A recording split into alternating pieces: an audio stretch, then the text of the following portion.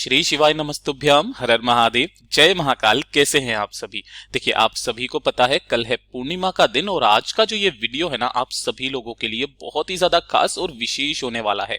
जितनी भी माताएं बहनें मेरे इस वीडियो को सुन रही हैं, देख रही हैं, अपनी मनोकामना पूर्ति के लिए, धन की संपदा बढ़ाने के लिए और अपनी कार्य सिद्धि के लिए इस एक अखंड अक्षत वाले उपाय को पूर्णिमा के दिन करना बिल्कुल भी मत भूलिएगा।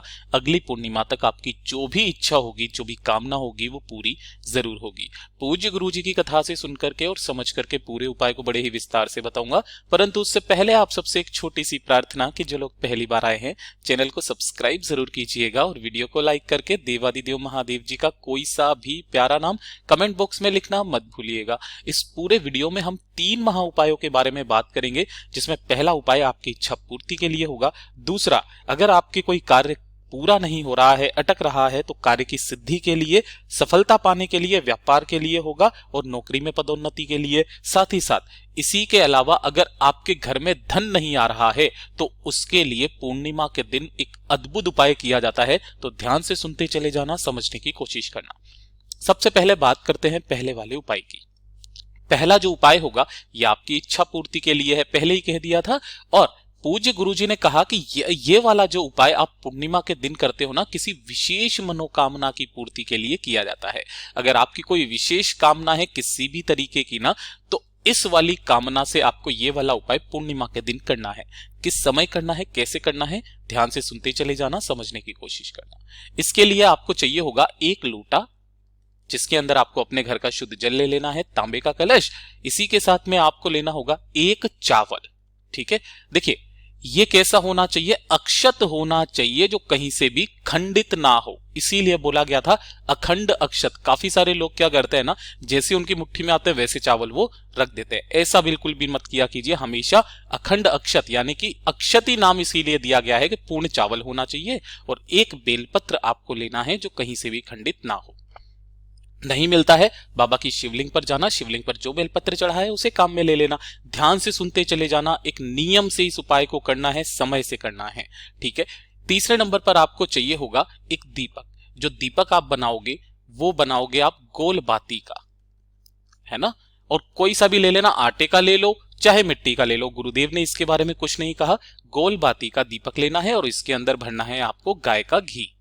ठीक है, ये भी तैयार कर लिया। अब इन सभी सामग्रियों को लेकर के आपको पहुंचना होगा महादेव जी के मंदिर शिवलिंग के पास में। लेकिन जब आप महादेव जी के मंदिर पहुंचोगे, सबसे पहले पड़ेगी चौखट। तो उपाय करने का एक खास नियम और तरीका, जब आप यहां पर जाएंगे तो वो समय जो होना चाहिए ना, प्रदोष काल के बाद का होना चाहिए। पूर्णिमा के दिन प्रदोष काल के बाद, यानी कि शाम के बाद में आपको जाना है। ठीक है ना। सुबह के समय ये वाला उपाय नहीं करना है। जैसे ही आप यहां पर जाएंगे, सबसे पहले जो एक दीपक लेकर के आए हैं, शिवालय की चौखट पर, ये जो चौखट होती है ना, यहां पर आपको प्रज्वलित कर देना है और इसके नीचे कोई ना कोई आसन जरूर लगा देना। पहला काम तो ये करोगे, अपनी कामना कह करके यहां पर एक दीपक लगा देना। उसके पश्चात जब आप महादेव जी के मंदिर में अंदर की तरफ में जाओगे ना, तो पहुंचोगी शिवलिंग के पास में। यहां पर हमेशा की तरह बताऊंगा, उत्तर दिशा की तरफ आपको मुंह करके, फेस करके हमेशा खड़ा होना है। कल ही एक कमेंट आया था कि भैया गुरुदेव तो बताते हैं कि दक्षिण दिशा की तरफ से आप चढ़ाइए। तो समझने की कोशिश कीजिए कि जब आप दक्षिण दिशा में आप खड़े होगे, उत्तर दिशा की तरफ मुंह करके, तो ऐसे ही तो खड़े होगे। यानी कि जब आप दक्षिण में खड़े होगे तब उत्तर की दिशा में आप जल समर्पित करेंगे ना। उत्तर में खड़े होकर के दक्षिण दिशा में ऐसे नहीं करना है, कभी भी गलती मत करना, है ना। शिवलिंग के पीछे की तरफ अगर आप खड़े होगे, आपका मुख उत्तर दिशा की तरफ होना चाहिए। ठीक है। सबसे पहले आपको करना क्या है, 1 लोटा शुद्ध जल जो आप लेकर के आए हो ना, दोनों हाथों में लेना और ओम नमः शिवाय, श्री शिवाय नमस्तुभ्यम का स्मरण करते हुए चंद्रमौली महादेव जी के नाम से, ध्यान रखना, चंद्रमौली महादेव जी के नाम से इस जल को समर्पित करना। उसके पश्चात अपने दाहिने हाथ में उस 1 चावल के दाने को लेकर के अपना नाम, गोत्र और कामना बोल करके इस चावल के दाने को शिवलिंग के शीर्ष पर आपको यहां पर समर्पित कर देना है। कर दोगे। समर्पित करने के पश्चात जो आपने 1 बेलपत्र लिया है, इस 1 बेलपत्र को इस जगह से पकड़ करके, जहां से तीनों पत्तियां जुड़ी हुई है ना, इस जगह से पकड़ करके माता रानी का हस्त कमल, जो ये कटी भाग होता है, इससे आपको स्पर्श करा करके इसी वाले चावल के ऊपर ऐसे समर्पित करना है कि डंडी रहेगी जलाधारी के तरफ, बीच वाली पत्ती का मुख रहेगा आपकी तरफ और चिकना वाला हिस्सा नीचे की तरफ, यानी कि उल्टा समर्पित करना है। उल्टा समर्पित करने के पश्चात 2 मिनट वहां बैठ करके महादेव जी से कामना करना कि मेरी ये विशेष मनोकामना है, आज की इस पूर्णिमा तिथि के दिन में ये उपाय को कर रही हूं, बाबा मेरी इस कामना को पूरा जरूर कीजिए। बस एक बार इस उपाय को कीजिएगा, अगली पूर्णिमा तक आने तक आपकी जो भी कामना होगी पूरी जरूर होगी। ये पूज्य गुरुजी ने कहा निश्चितता है। ये हो गया पहला उपाय। बात करते हैं दूसरे वाले उपाय की। ये जो दूसरा उपाय है किन लोगों को करना है, ये होगा कि अगर आपका कोई कार्य है जो काफी समय से अटक रहा है, तो उस कार्य की पूर्णता के लिए, कार्य की सिद्धि के लिए, पहला, चाहे वो किसी भी का भी कार्य हो, नौकरी का कार्य हो, पदोन्नति का कार्य हो, या नौकरी में पदोन्नति नहीं हो रही है, सफलता नहीं मिल रही है किसी कार्य को करने में, है ना, व्यापार अपने खोला हुआ है वो भी अच्छी पकड़ नहीं पकड़ रहा है, यानी कि उन्नति कराने के लिए, अपने कार्य को सिद्ध कराने के लिए, पूर्ण कराने के लिए पूर्णिमा के दिन इस उपाय को किया जाता है। उपाय करने का एक नियम है। इसके लिए आपको चाहिए होंगे चावल। कितने? 7 चावल के दाने लेना है आपको। अक्षत होने चाहिए, कहीं से खंडित ना हो, ठीक है। दूसरे नंबर पर आपको चाहिए होगा इत्र। अब गुरुदेव ने जो इत्र बताया ना, आपको कोई सा भी इत्र नहीं लेना है, ये चीज ध्यान रखना। आपको केसर का इत्र लेना है। अगर केसर वाला इत्र ना मिले तो पूज्य गुरुजी ने कहा 4 से 5 कलियां केसर की लेना, इसे किसी भी कटोरी के अंदर थोड़े से दूध या जल के अंदर इसे क्या कर देना, गला देना, और इसी के अंदर उन 7 चावल के दानों को भिगो लेना। या तो आप केसर का इत्र ले लें, उसके अंदर 7 चावल के दाने भिगो लें, या फिर आपको नहीं मिलता है तो केसर आप ले लेना और थोड़े से केसर के अंदर 2 से 4 बूंदे जल की मिला करके उसी में चावल डाल देना। केसर वाले चावल आपको बनाने हैं, ठीक है। इसी के साथ में आपको चाहिए होगा सफेद फूल। कितने लेने हैं? मात्र 1 सफेद फूल। कोशिश करना केतकी का फूल गलती से भी ना ले, है ना, महादेव जी के ऊपर नहीं चढ़ाया जाता है, वरना 1000 गौ हत्या का पाप लगता है। तो आपको एक सफेद फूल जो मिल जाए वो ले लेना है केतकी के अलावा।